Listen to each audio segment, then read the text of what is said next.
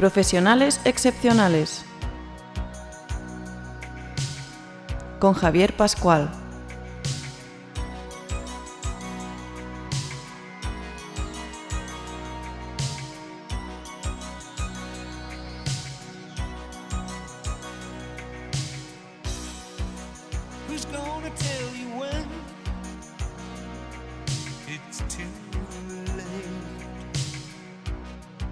Con el patrocinio de la Fundación para el Fomento de la Innovación Industrial.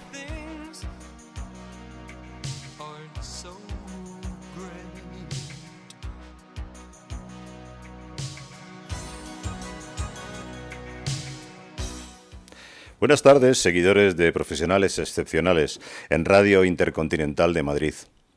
La ecología es una ciencia muy antigua y de sobra conocida, pero por desgracia poco practicada por la humanidad desde hace muchos años. Hoy cobra un papel muy importante, ya que la preservación del medio ambiente es vital para el gran reto al que nos enfrentamos todos, el cambio climático y la transición energética para hacer un mundo más sostenible. La ecología, como todas las materias, es objeto de estudio y se enseña en nuestras universidades. Hoy traemos a uno de esos profesores emblemáticos, que lleva muchos años luchando por mejorar la percepción de todos nosotros acerca de la necesidad de que la ecología y la preservación del medio ambiente esté en nuestro ADN.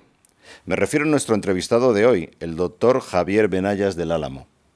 Doctor y catedrático de Ecología de la Universidad Autónoma de Madrid y miembro del Comité Asesor de la Red Española de Desarrollo Sostenible. Su investigación inicial se centró en la educación y la interpretación ambiental, así como en la gestión de espacios naturales protegidos, incluyendo proyectos en la Red de Parques Nacionales Españoles y comparaciones internacionales. Entre 1995 y 2009, Javier Benayas ocupó varios roles administrativos en la universidad, incluyendo delegado del rector en Medio Ambiente y vicerrector de Campus y Calidad Ambiental. Fue un impulsor clave en la creación del Grupo de Trabajo sobre Medio Ambiente y Sostenibilidad de la Conferencia de Rectores de las Universidades Españolas, siendo su secretario ejecutivo por más de una década.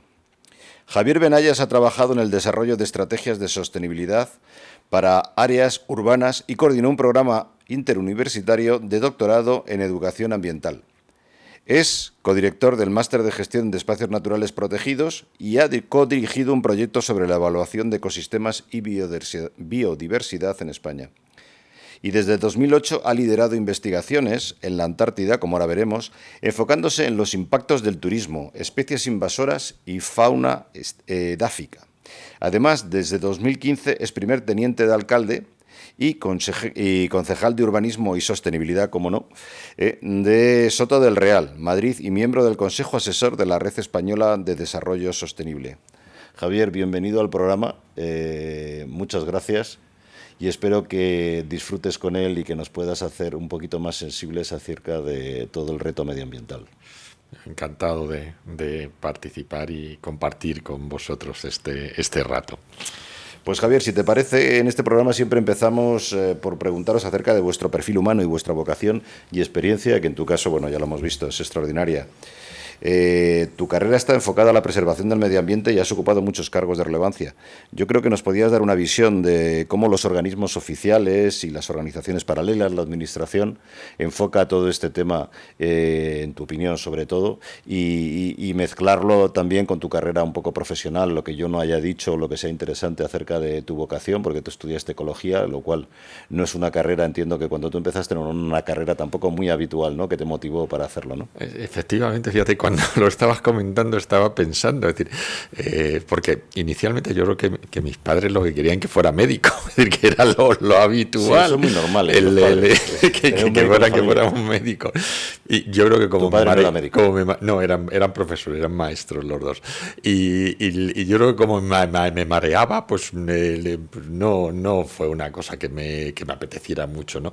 Y la verdad es que no recuerdo muy bien por qué acabé siendo haciendo la carrera de biológica, a lo mejor porque la universidad estaba cerca de casa y ¿Ecología como tal desde cuándo se conoce? No, es decir, como carrera como tal, no, es decir, había biología y luego había una especialidad en biología ambiental, que era ecología, que solo se daba en la Universidad. ¿Pero ahora se puede de Madrid. estudiar desde el principio? No. Ciencias ambientales, que es lo más es lo más parecido porque es mucho más integrado, más interdisciplinar, de ciencias sociales, ciencias puras, es decir, que es una carrera que quizá define mucho mejor lo que es las ciencias ambientales, ¿no? Pero claro, cuando yo empecé, pues realmente era biología y bueno, pues tuve también mi crisis, porque yo creo que la dimensión educativa siempre la he tenido, porque claro, mis padres eran maestros y en segundo tuve una crisis que tuve que dejar el curso. Y luego en tercero tuve que hacer 2 años y aprobé todo con sobresalientes. Y ya como que cogí la motivación para hacer la carrera, ¿no? Y bueno, yo creo que por lo que has comentado, yo en estos 43 años que llevo ya de vida profesional, pues quizás he sido un poco atípico porque los profesores en la universidad están muy habituados en escribir artículos, escribir libros o contar lo que hay que hacer. Publicar. Pero nunca se ponen a hacerlo. Es decir, nunca se llevan a la práctica aquellos que predican, ¿no? Y para mí siempre ha sido muy importante el hacer las cosas, porque el hacer las cosas es donde uno saca la experiencia de qué cosas se pueden hacer o qué cosas no se pueden hacer, qué cosas fallan, ¿no? Y desde muy pronto me impliqué en proyectos aplicados, en cargos de responsabilidad y en cargos de gestión, que bueno, pues en principio fue gestionar una universidad de 35.000 personas, es decir, que bueno, es como una ciudad y que yo creo que fuimos modélicos a la hora de aplicarme esa gestión de sostenibilidad en la Autónoma de Madrid. Es idílica. Y yo creo que tenemos un campo. Allí, aquello era un sitio idílico. Bueno, es una universidad de tipo muy americano, muy americano. Un campus, con muchas zonas verdes, y bueno, eso nos permitió pues hacer una transformación de una universidad que pudiera servir de ejemplo de cómo debía ser una universidad sostenible. Y eso luego pues lo he aplicado al ámbito municipal, es decir, que toda la trayectoria tiene un marcado carácter de trabajo e investigación aplicada para solucionar problemas y para bueno, pues ofrecer a la sociedad soluciones a conflictos, a retos, a situaciones que cada vez son más importantes. ¿Qué has hecho en la universidad o en Soto del Real, por poner algún ejemplo? Bueno, siempre uno de los principales problemas es el transporte. Es decir, si tú le fomentas mucho el transporte privado, lo que al final ocurre es de que la contaminación, las emisiones de CO2 se incrementan, ¿no? Entonces, bueno, el hacer un intercambiador de bicicletas, fuimos yo creo que de las primeras experiencias que hubo en Madrid de conectar el tren con la bicicleta. A nivel de energía hicimos la primera planta fotovoltaica participativa en la cual profesores y estudiantes pusieron fondos para recoger 300.000 euros y hacer la primera planta fotovoltaica en el año 2008. Es decir, que no estamos hablando ahora hay mucho, muy frecuente, pero en el 2008 no.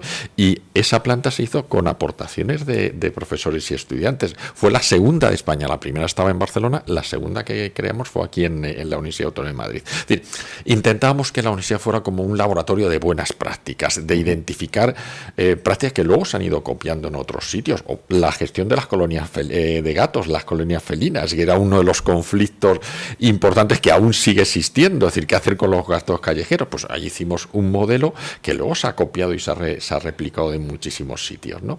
Pero estos son todos todos los ayuntamientos, yo he visto que lo tienen, ¿no? El tema de la gestión de colonias de felinos, ¿no? Claro, es decir, el problema es cuando tienes gastos callejeros, si los dejas sin gestionar, pues cada vez se reproduce y cada vez tienes más.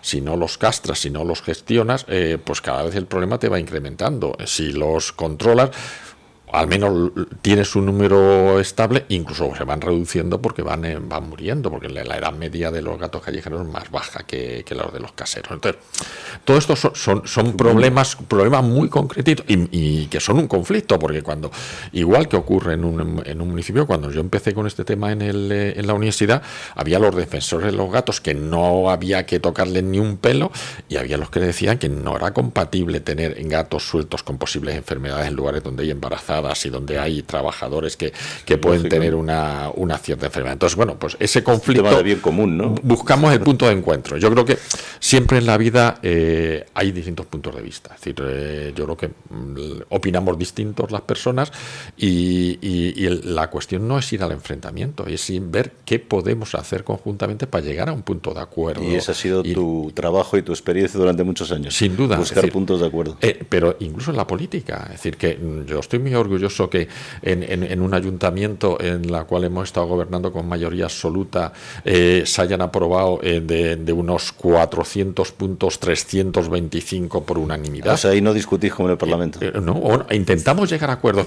Aun teniendo la mayoría, ofrecer la posibilidad de ceder para llegar a acuerdos que puedan ser beneficiosos para todo el mundo. Entonces, no es fácil. Es decir, esa estrategia. Si te entiendo bien, la ecología y la preservación del medio ambiente pasa por el diálogo. Totalmente. Es decir, que estamos aviados entonces. Sí. Bueno, yo creo que al final es una cuestión territorial, y en el territorio se dan pues de una cita todos los conflictos de común, ¿no? Sociales, económicos y de todo tipo. Entonces, si los quieres gestionar, tienes que gestionarlos de una forma dialogante, de buscar los puntos de encuentro de cuál es un futuro que sea compartido, es decir, que no sea de uno ni de otro, sino que buscar dónde pueden estar esos puntos intermedios, que de alguna forma todo el mundo sale ganando. Nadie gana todo, pero todo el mundo sale ganando una parte y todos salen beneficiados. Por completar un poco la parte esta de tu experiencia, entiendo que tú no has vivido en una época, bastante dorada en cuanto a receptividad, ¿no? De todos estos problemas se han desarrollado. ¿Has visto receptividad también en las administraciones, en los políticos, etcétera? ¿Crees que...? Bueno, la primera época que yo viví, sobre todo en la universidad, yo decía que éramos teníamos la oficina de Ecocampus, que se llamaba, y yo decía que era la oficina florero. Es decir, era la que hacíamos cosas bonitas, pero no estábamos en el ADN, no estábamos integrados en la gestión. Fue cuando yo llegué a vicerrector, eso me permitió asumir la gestión de una forma mucho más global y mucho más integrada. Y yo creo que esa evolución también se ha dado a nivel global en las empresas, en los municipios y en la administración. Pasar de que el medio ambiente fuera algo totalmente colateral y que, bueno, era poner las flores bonitas a la actividad, a ser uno de los ejes principales de lo que es la actividad económica de ese ámbito. Y ese cambio yo creo que lo hemos sufrido quizá en los últimos 20 años, es decir, a partir del 2000 quizá es cuando más se ha estado tomando cuerpo, tomando el medio ambiente y la sostenibilidad como un eje principal. Y en los últimos años yo creo que ya está adquiriendo como una de las prioridades. Es decir, yo creo que el cambio climático, ahora la cumbre de la COP28, pues son temas que son temas fundamentales en el día a día, ¿no? Pues si quieres, dentro de toda esa experiencia que tú tienes, si no quieres detallar nada más, pasemos a esa cosa tan importante que es el ecoturismo. Los parques nacionales, tu labor con los parques nacionales, me contabas además que tomaste referencia de otros parques en el extranjero, de Estados Unidos, eso te ha permitido también, eres un hombre internacional, ¿no? Te has viajado mucho, ¿no? Bueno, empezamos. Yo estuve trabajando en las Islas Galápagos, haciendo el diseño del plan de turismo de las Islas Galápagos. ¿De verdad trabajabas? Porque en las Islas Galápagos debe ser difícil trabajar. Sí, no, incluso me pude llevar a mis hijos cuando eran pequeños y claro, ellos ahora son unos amantes y viajan por todo el mundo, porque cuando les metes esos gusanillos de estos sitios tan especiales es que ya es imposible no parar, ¿no? Entonces, claro, las Islas Galápagos han sido un referente en la gestión mundial de las áreas de conservación, ¿no? Me equivoco, es Pacífico, ¿no? ¿El Pacífico? Sí, Las específico, Galápagos enfrente de Ecuador, esta es la ¿no? isla enfrente de Ecuador, a 1000 kilómetros de Ecuador, ¿no? Entonces, bueno, yo ya llegué en un momento, aunque yo había viajado antes, empezaban a aparecer conflictos en el modelo y... ¿Viajabas como persona de la universidad? Sí, como investigador. Es decir, la Agencia de Cooperación Española tenía proyectos en las Islas Galápagos y de alguna forma nosotros nos pidieron, por una parte, remodelar el plan de uso turístico y el plan de educación ambiental. ¿Tú ya tenías experiencia en tema de parques? Sí. Yo había aquí trabajado ya en distintos... Es decir, sobre todo nosotros, nuestra línea empezamos muy pronto, en los años 90, con evaluación del impacto de los visitantes en los espacios naturales protegidos. Como decías, es decir, los espacios protegidos al final han funcionado como un elemento de atracción, como un elemento de que se convierten en referentes turísticos. ¿Qué ministerio llevará este tema? El Ministerio de Transición Ecológica. Transición Ecológica, que antes era Medio Ambiente, ¿no? Fue Medio Ambiente en su día con Tocino, estuvo ahí, ¿no? Bueno, Isabel Tocino fue la que creó el Ministerio de Medio Ambiente. Antes era el Ministerio de Obras Públicas, Transportes y Medio Ambiente. Es decir, que era un macro ministerio, el cual el Medio Ambiente estaba con obras públicas. Isabel Tocino fue la primera ministra que los separó, creó un ministerio independiente y luego, bueno, ha habido momentos que se ha fusionado y tal, pero sí se ha mantenido ya como un ministerio un poquito con mayor entidad, ¿no?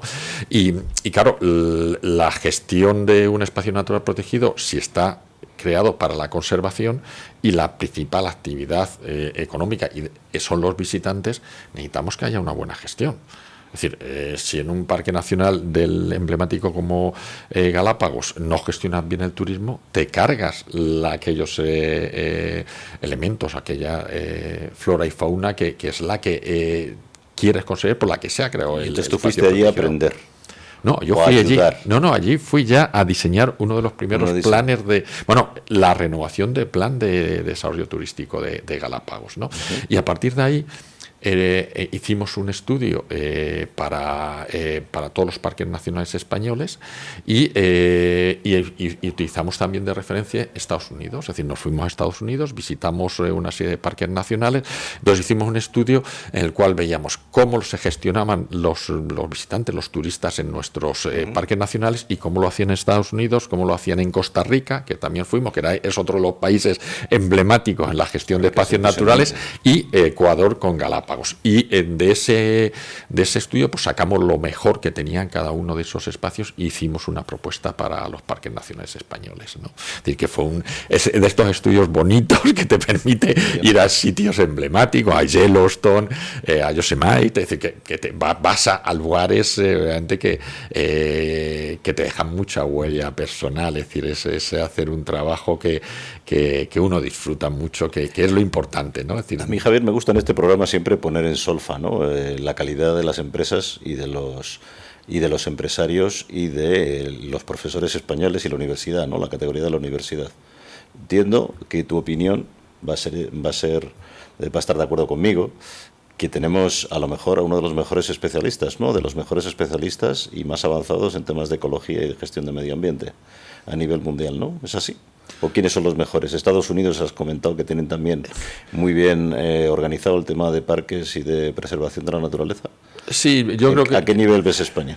Europa está en otra dimensión, pero por un motivo, y es que normalmente en casi todos los parques nacionales en el mundo se cobra una entrada. Igual que tú vas a un museo, tú pagas una entrada, y esa entrada, lo que tú estás pagando es la gestión del visitante, es decir, los vigilantes que hay en cada sala, es decir, lo que es, no pagas la conservación de los cuadros, pagas la gestión del visitante. Claro, en muchos parques nacionales, en Galápagos, yo no sé, antes pagabas 100 euros por entrar, ahora no sé si anda por 200 o 250 euros solamente por entrar al parque nacional. Es decir, todo el tiempo que quieras, pero pagas esa entrada. Claro, ese dinero te permite gestionar muy bien el turismo.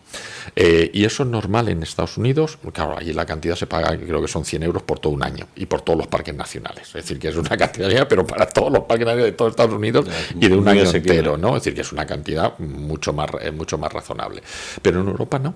Es decir, en Europa no se va, con lo cual la gestión del visitante y la gestión del uso público es más complicada, porque tú tienes que retraer los fondos que van destinados a la conservación del espacio a la gestión de visitantes. Claro, aquí, nuestro Parque Nacional aquí en la Sierra de Guadarrama, que tiene 2,5 millones de visitantes, claro, necesitas, y además que someten a una presión muy fuerte el Parque Nacional. La gestión no es fácil, la gestión es compleja y requiere muchos recursos. Entonces, nosotros ahora justo estamos haciendo unos estudios para evaluar el impacto de la bicicleta de montaña y de las carreras de montaña, para ver cómo se puede gestionar bien el que la gente vaya en bicicleta y no se generen impactos que sean irreversibles en el entorno. De eso, de alguna forma, es mucho de las líneas de investigación que hemos hecho durante estos 2 años.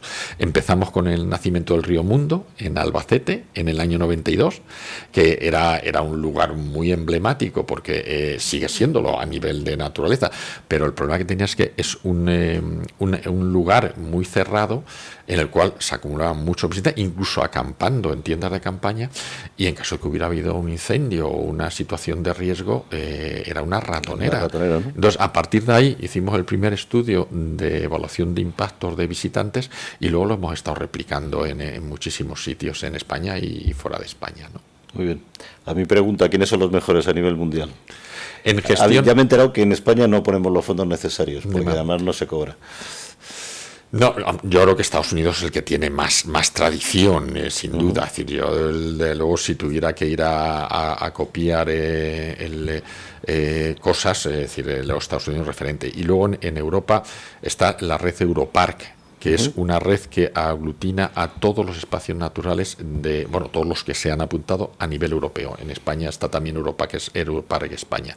Entonces, esta red, de alguna forma, lo que hace es compartir las experiencias que tienen entre ellas, es decir, las buenas experiencias. Entonces, probablemente los noruegos tengan experiencias interesantes en unos temas que las comparten con el resto de los espacios protegidos de toda Europa. Entonces, es una forma de aprender todos de todos. Entonces, no me atrevería a decir si Inglaterra es mejor que España o Noruega es mejor que España, pero sí que, de luego, en los países del norte quizás dedican más recursos a la gestión del visitante y bueno, pues lo que es los centros de visitantes o las visitas guiadas, pues quizás están mejor que en nuestro país. De todas formas, deduzco que, habiendo participado España como habéis participado en estudios en otros países, es porque tenemos buenos profesionales en el área.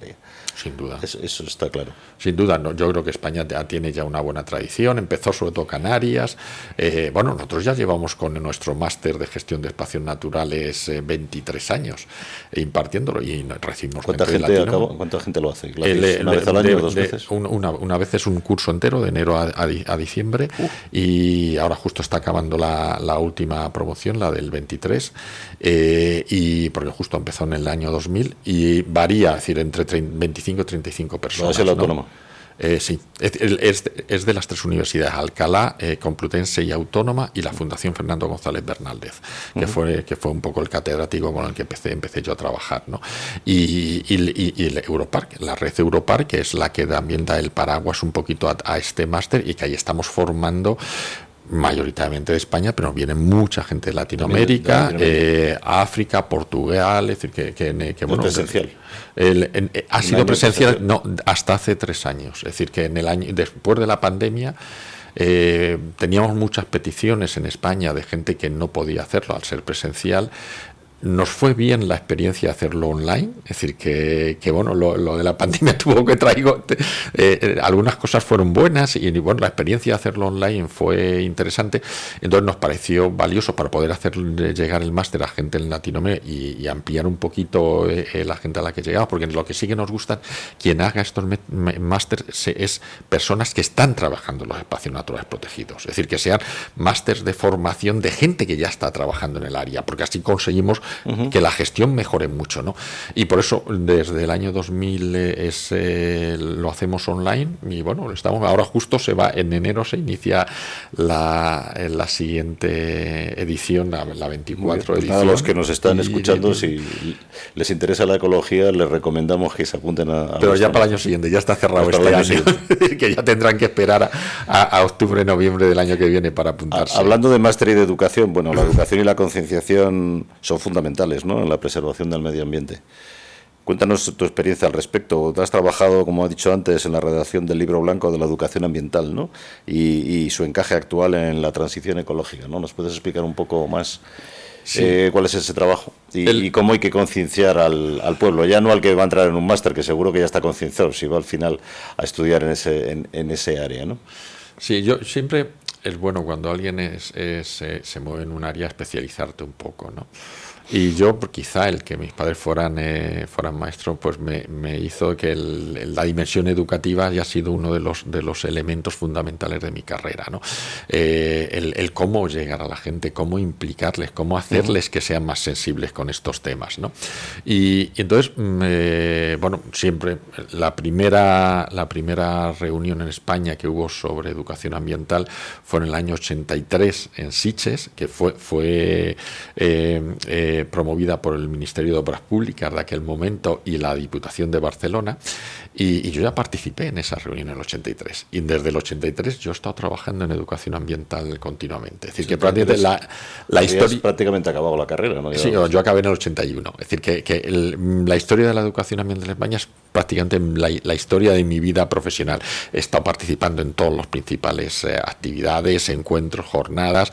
En el año 1999 se elaboró el Libro Blanco, que fue como el gran documento estratégico de la educación ambiental en España, y ahora justo en el 2019 elaboramos un documento de diagnóstico y se ha elaborado el plan de acción de educación ambiental, que fue aprobado por Consejo de Ministros en julio del 2021, ¿no? Es decir que ahora mismo tenemos como un nuevo plan para intentar impulsar estas temáticas en nuestro país. Para mí es muy importante porque claro, a mí me gusta mucho poner este símil y este ejemplo de comparar el que nosotros, cuando vamos a enfrentarnos a una problemática ambiental, es como si fuera una enfermedad. Cuando tú vas al médico, te dan un medicamento, una píldora y un prospecto. La píldora es las soluciones técnicas para resolver el problema o la enfermedad. El prospecto son las medidas educativas. Tú no, con una píldora, si no te dicen cómo la tienes que usar, no te sirve para nada. Si tú te dan una excavadora, pero no te dan un curso de cómo usar la excavadora, no puedes hacer nada con la excavadora.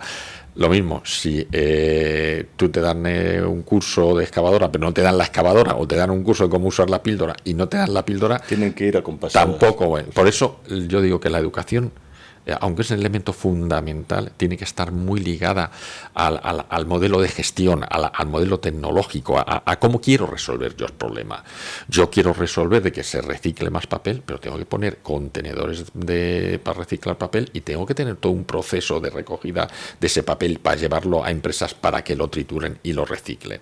Si tengo eso, puedo educar a la gente a que use esas papeleras. Si yo las educo pero no tienen las papeleras, no tiene ningún sentido. Entonces, el medio ambiente en España durante mucho tiempo, y a nivel mundial también, es decir, hablo de España porque es donde estamos, ha sido el vender la moto sin tener la moto, por ir al refrán y la expresión española. Es decir, intentamos educar a la gente sobre cómo comportarse con el medio ambiente sin tener las alternativas.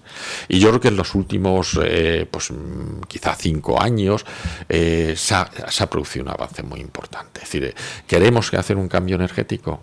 Vale, pues tenemos que apostar por las energías renovables y no contaminantes, pero ya no es educar decir lo que hay que hacer como predicar en el desierto, sino que hay alternativas que ahora incluso económicamente son más viables y más rentables, y eso hace que mucha gente... Y asignar fondos, ¿no? Entiendo que este plan nuevo que tenéis tiene fondos suficientes. Bueno, pero es que ahora mismo cualquier persona a nivel sobre todo si vives incluso si vives en edificios, el hacer una apuesta ahora del edificio, es que te vas a ahorrar dinero, es decir, se amortiza en 3 o 4 años. Entonces, si tú una inversión que amortiza en 3 o 4, y a partir de ahí el dinero que te estás ahorrando, todo el mundo lo está viendo. Es decir, yo en mi municipio, en los últimos años ya hay unos 500 casas con paneles fotovoltaicos, y se han hecho en 3 o 4 años. Entonces, si hay ayudas económicas, eso lo aceleras y lo facilitas.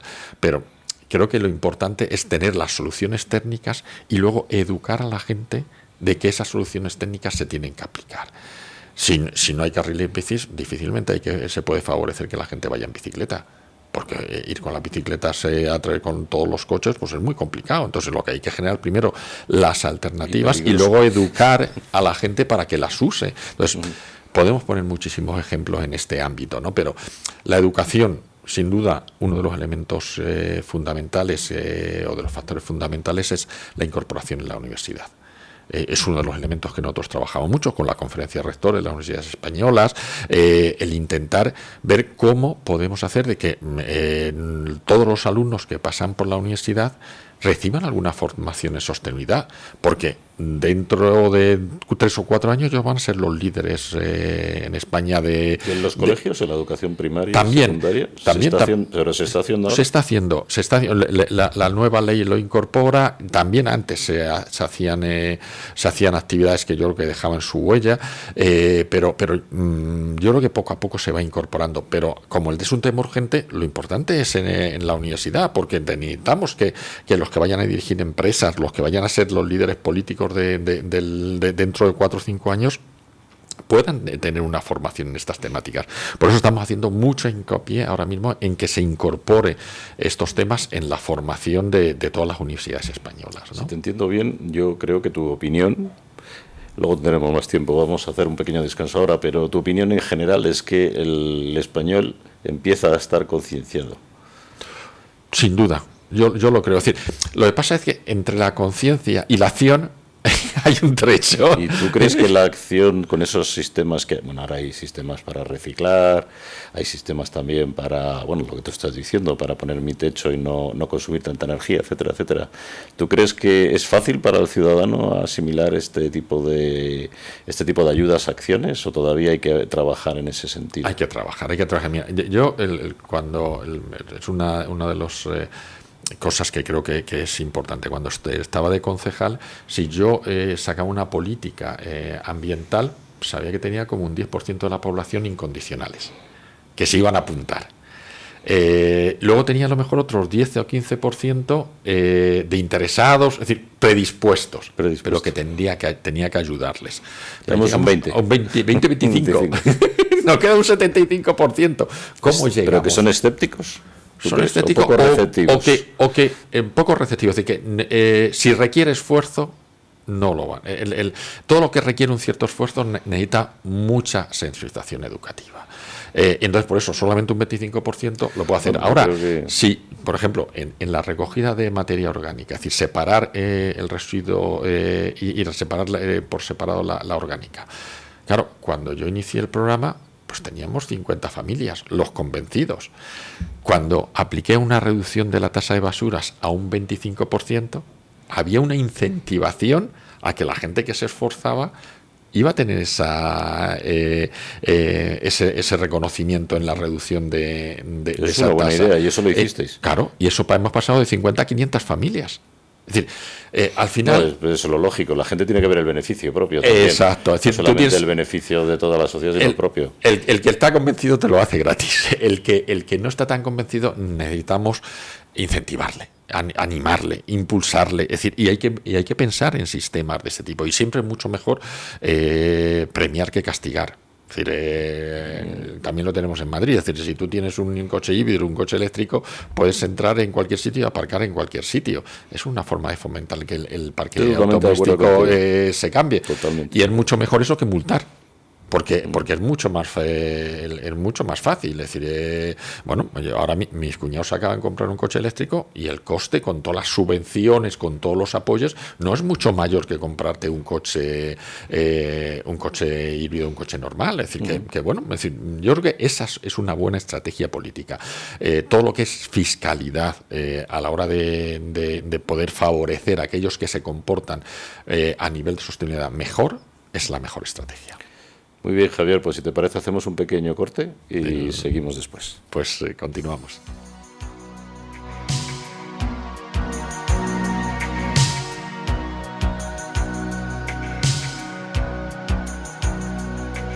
De la vanguardia tecnológica a tus oídos. Profesionales excepcionales. Iluminando el hoy y acercando el mañana.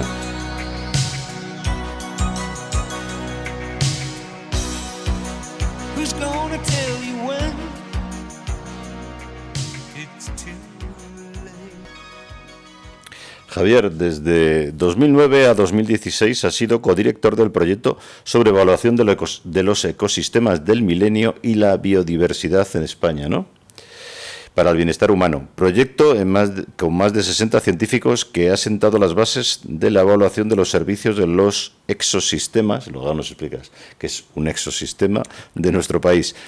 Así que ¿nos puedes explicar todo esto para que lo entendamos, en qué ha consistido ese trabajo y sobre todo cómo nos va a beneficiar a todos nosotros? Sí, es muy sencillo, y es que la conservación de la biodiversidad no estaba funcionando. Porque claro, cuando tú le explicas a una persona que hay que conservar un lince, un águila, un oso, bueno, pues lo puede entender. Pero claro, cuando tú le vas y le explicas que hay que conservar una araña, o hay que conservar una cucaracha, o hay que conservar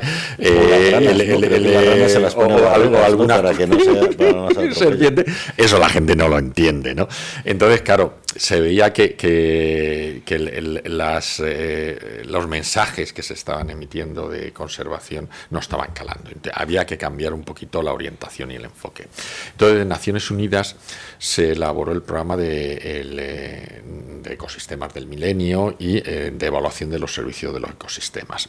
¿Qué es lo que quiere decir esto? Que de alguna forma la gente pueda valorar que es importante conservar la biodiversidad, porque la biodiversidad es importante para nosotros. Nos presta una serie de servicios. Nos presta una serie de servicios que son básicos en la alimentación. Unos servicios básicos es en la regulación de todos los ecosistemas de los cuales nosotros dependemos. Sin esa biodiversidad la calidad de vida sería peor, y nos proporciona un montón de servicios culturales, es decir, de disfrute a nivel de turismo. Entonces, para poder poner de manifiesto estos servicios de los ecosistemas, se hizo un proyecto de evaluar todos los ecosistemas a nivel de España y hacer un gran proyecto que duró 5 años para hacer esta evaluación. Vosotros como investigadores en tu universidad y más gente, entiendo, sí, ¿no? Sí, eran equipos por toda España, porque eran todos los ecosistemas, es decir, de todas las tipologías de ecosistemas a nivel de todo el país, pues se hicieron equipos de investigadores de cada una de las zonas para hacer este análisis, ¿no? Y eso, de alguna forma, lo que nos ha permitido sentar unas bases de por qué es importante la conservación de la biodiversidad y de alguna forma qué beneficios sacamos la gente de que la biodiversidad se conserve, ¿no? Fue un proyecto bastante amplio, que luego se han elaborado materiales educativos, juegos incluso para las escuelas. O sea, como acciones han sido juegos, acciones divulgativas. Más. Una página web en la cual volcamos toda la información, en la cual se sacaron vídeos y luego sobre todo los informes que la Unión Europea definió este marco de trabajo a nivel de ecosistemas de toda la Unión Europea, y España fue uno de los primeros países que lo abordó y que fuimos pioneros a la hora de llevarlo a cabo, ¿no? Todo esto ha ido completándose porque luego hay una evaluación económica de estos servicios de los ecosistemas, y bueno, pues ha sido una línea de trabajo que nuestro equipo fue puntero. Ahora el equipo se ha dispersado más porque están las personas en distintas universidades, incluso a nivel europeo, y bueno, pues fue uno de los proyectos pues quizá de mayor ambición que llevamos a cabo, ¿no? ¿Cómo se miden los resultados de este tipo de acciones?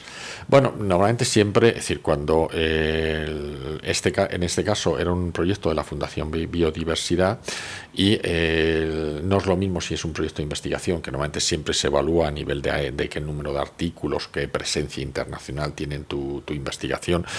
Cuando es un proyecto un poquito más aplicado como este, que es de la Fundación Biodiversidad, sin duda los resultados, es importante, resultados que permitió que España los presentara a Europa y que fuéramos pioneros a nivel europeo en el desarrollo de esta metodología, pero sobre todo qué impacto social ha tenido. Es decir, qué presencia en medios de comunicación, qué presencias en distintos ámbitos de la administración. Es decir, que la evaluación no solamente es científica, sino hay una evaluación también social importante, y económica. Lo que pasa es que en este proyecto la dimensión económica quizá es menos importante o se ha desarrollado más tarde, ¿no?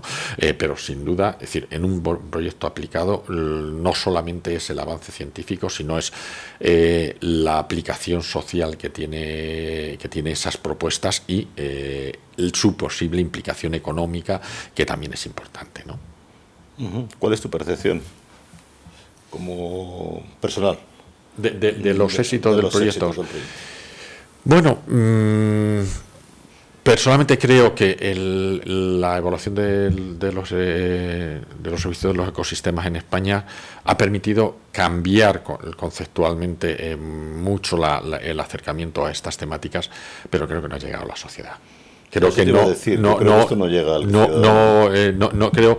Todavía es un tema muy novedoso, se ha empezado a introducir algo en el sistema educativo, pero sí es cierto que ese cambio que se pretendía conceptual todavía se mueve en un nivel muy técnico. Es decir, tú no ves en los periódicos o en la radio que se hable de servicios de los ecosistemas. Las personas especializadas o las personas más técnicas, en un debate un poquito técnico sale el término de servicios de los ecosistemas. Pero sí es cierto que socialmente el impacto que se ha tenido ha sido bajo. A nivel de especies amenazadas o con posibles amenazas o futuras amenazas, ¿cómo se gestiona eso a nivel nacional? ¿Eso lo gestiona el Ministerio de Medio Ambiente? Bueno, lo bueno que ha tenido el trabajar a nivel europeo es de que han estado los proyectos LIFE. Los proyectos LIFE han tenido aportes económicos muy importantes de Europa y casi todas las especies amenazadas en España han tenido un proyecto LIFE. El lince se ha recuperado en gran parte por todos los proyectos LIFE que ha tenido. Pero una vez que se gestiona ese proyecto, ¿quién actúa? ¿El Ministerio de Medio Ambiente? ¿Las comunidades autónomas? Bueno, yo creo que depende de los fondos. Los proyectos LIFE son fondos europeos y normalmente suelen trabajar investigadores y administraciones juntas. Es decir, que volvemos a lo que antes comentábamos. Si yo quiero resolver un problema, necesito el diagnóstico que hacen los investigadores, pero necesito técnicos que luego apliquen las propuestas y resolverlas. Que los linces se reproduzcan mejor, claro, o que no les atropellen. Pero que los osos hayan pasado de 30 a 40 que había en la década de los 70 y 80 de las comunidades a 300 o ¿cómo la Fundación Oso Pardo ha cumplido un papel muy importante en incentivar muchas políticas. Yo creo que no es un actor solo. Es decir, lo bueno en el medio ambiente es de que son temas muy globales que necesitan de actuación de actores muy diversas, es decir, de ayuntamientos a empresas pequeñas, a educadores, a gestores de la administración en esa comunidad. Bueno, el Oso Pardo son 4 comunidades. Está Galicia, está Asturias, está Cantabria, está Castilla y León. ¿Quién lleva la iniciativa? Por curiosidad. No funciona. Yo creo que las fundaciones están. Me consta que funcionan, porque además la protección de las especies amenazadas están teniendo muy buen éxito en la introducción del quebrantahuesos. ¿Quién lidera? Yo creo que en cada caso puede haber yo creo que las ONGs son ONGs mucho más profesionales, no son ONGs que a lo mejor se han dedicado tanto a hacer esa función de estar en la calle haciendo manifestaciones, sino que son equipos técnicos de profesionales que saben gestionar estas especies, que han movido a la administración, que han solicitado los fondos y que han conseguido al final hacer una buena gestión de estas especies. Pero por ejemplo, yo creo el caso del lince ibérico es más una dimensión pública. Yo creo que en cada caso el peso que ha tenido un agente otro es diferente, pero yo creo que lo bueno y la lección aprendida es de que si trabajamos todos juntos conseguimos logros importantes en la preservación y conservación de estas especies que estaban amenazadas, incluso prácticamente ya a punto de su desaparición. Y se está consiguiendo sacar adelante casi todas pero yo ellas. creo que es lo que tú dices, ¿no? Yo te hago estas preguntas porque me consta que seguramente mucha gente lo oye a veces en la televisión, pero no sabe lo que hay detrás, el esfuerzo que hay detrás, quién lo realiza, la importancia que tiene también para el ciudadano de a pie, ¿no? Yo creo que en eso sí que se tiene que hacer mucho más, mucha más labor de difusión, ¿no? Pero sobre todo también con aquellos que de alguna forma tiene una relación más directa con esa conservación.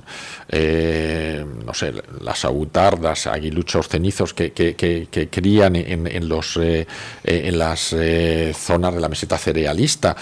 Claro, si van las cosechadoras grandes cuando todavía los nidos están allí y se los cargan, pues la especie acaba desapareciendo.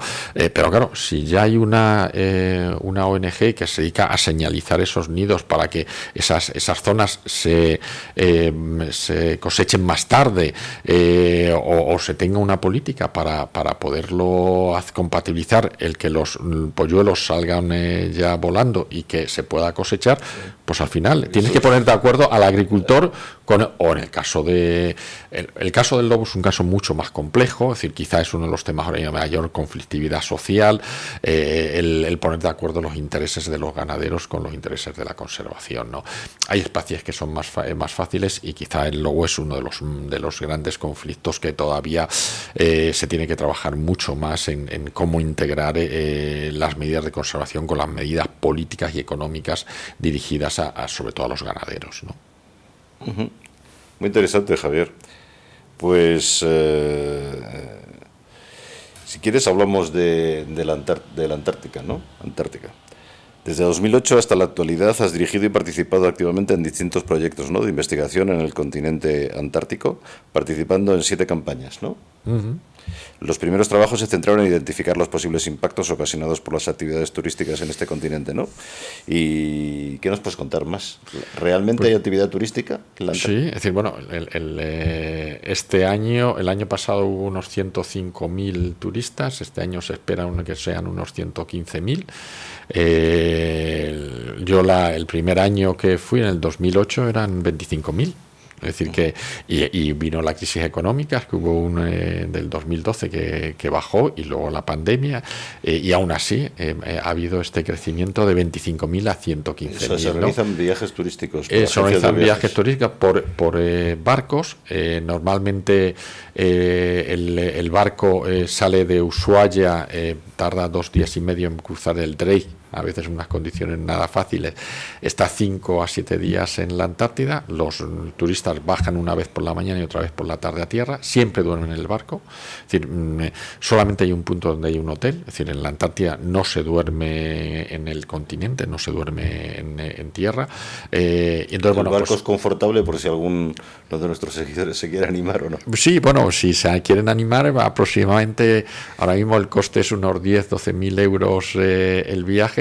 Me dicen que este año pasado ya había ofertas de última hora, es decir, que si te vas allí a Ushuaia y villas que haya alguna vacante, puedes hacerlo por 7.000 euros, unos 7.000 euros, que cuando yo lo hice la primera, es decir, hay otra opción desde Punta Arenas, desde Chile, que también puedes hacerlo. Entonces, es una actividad que no es muy masiva, es decir, claro, si estamos hablando de España, que tenemos 45 millones, ya no sé ahora los últimos datos de turistas, pues claro, 115.000 no es nada, pero claro, allí es que van a visitar los mismos sitios, los mismos lugares donde se concentra toda la fauna y todos los lugares más emblemáticos. Entonces, aunque es poca gente, ¿dónde están los pingüinos, no? La presión es en los mismos sitios. Entonces, un poco la función que nosotros hacemos como investigadores es hacer un seguimiento de los impactos que genera el turismo para de alguna forma tomar medidas y que el turismo no dañe a aquello que va a ver y que va a disfrutar, que es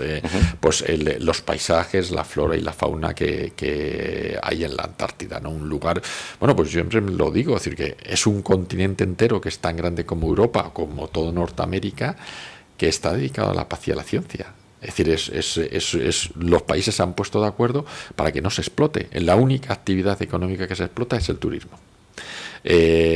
También, bueno, en los mares colindantes sí que hay pesquería, aunque también se están intentando tomar medidas y decisiones sobre control de la pesca. Y claro, un continente entero dedicado para los científicos y para la conservación.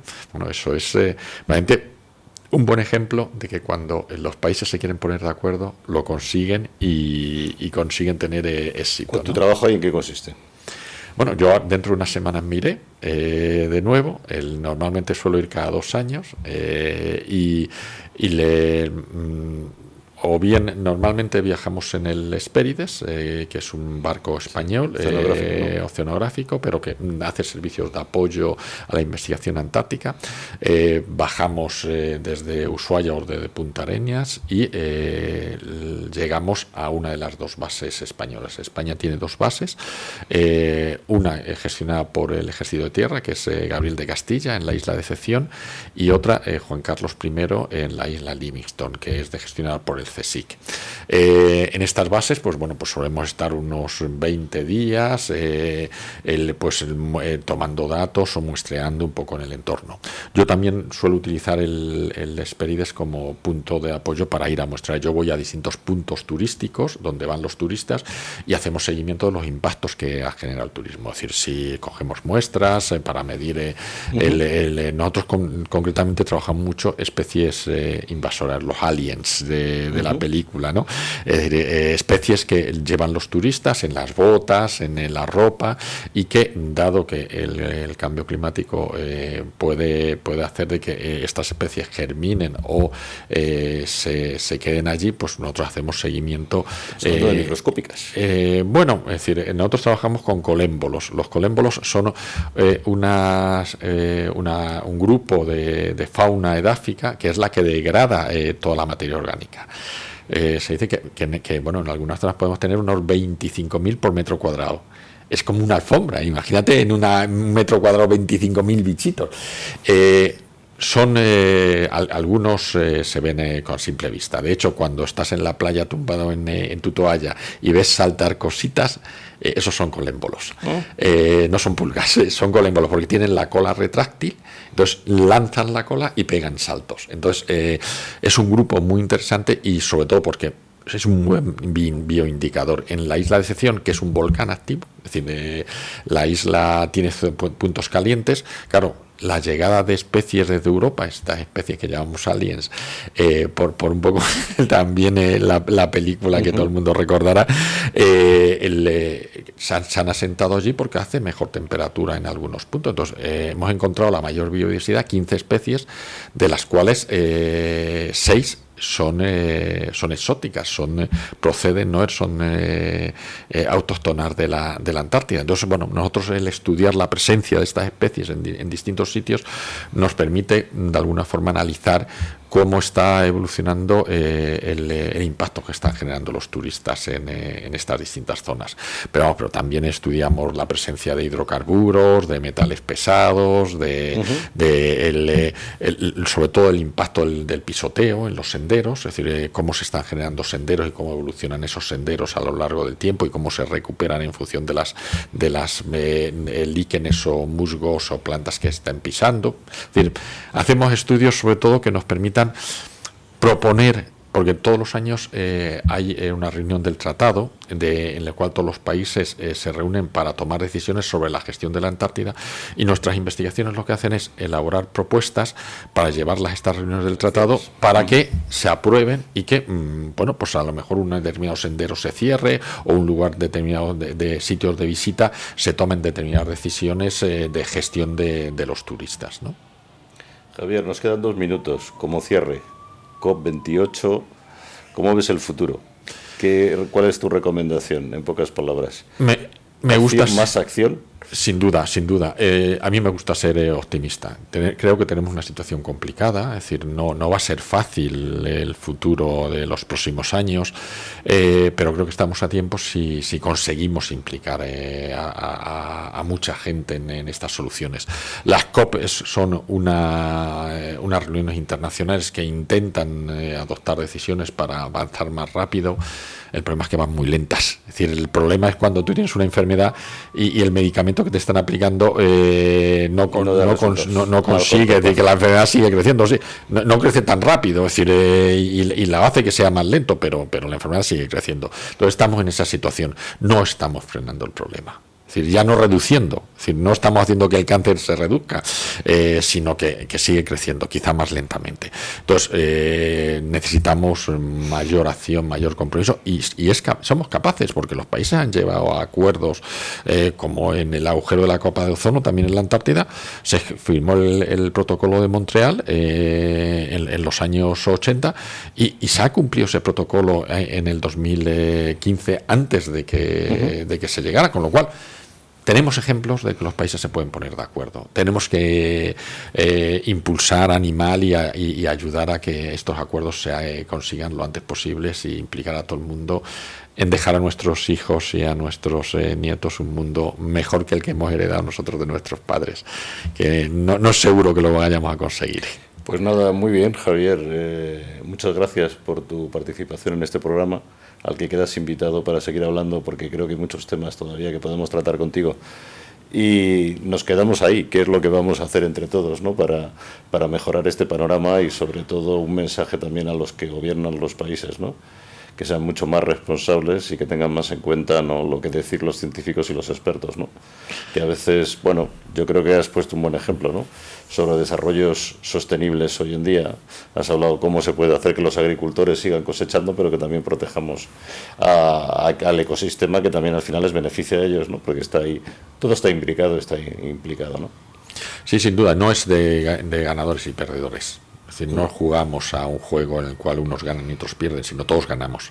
Y para todos ganar tenemos que buscar esos puntos de encuentro para que todos salgamos beneficiados, y ese debe ser el futuro. Y me gusta mucho lo que has dicho, que habéis hecho en tu ayuntamiento, que es sobre todo que la gente vea el beneficio, además de forma directa, ¿no? Yo creo que eso es muy importante para que la gente al final reaccione, ¿no? Porque hay unos que lo hacen de forma convencida y otros no lo van a hacer porque evidentemente es también de su propio beneficio en ello, ¿no? Es importante. Pues continuaremos. Yo creo que estos espacios nos permiten poder llegar a más gente y animar a más gente a que se colaboren, ¿no? A tu disposición esta radio. Pues Javier, muchas gracias. De la vanguardia tecnológica a tus oídos. Profesionales excepcionales. Iluminando el hoy y acercando el mañana.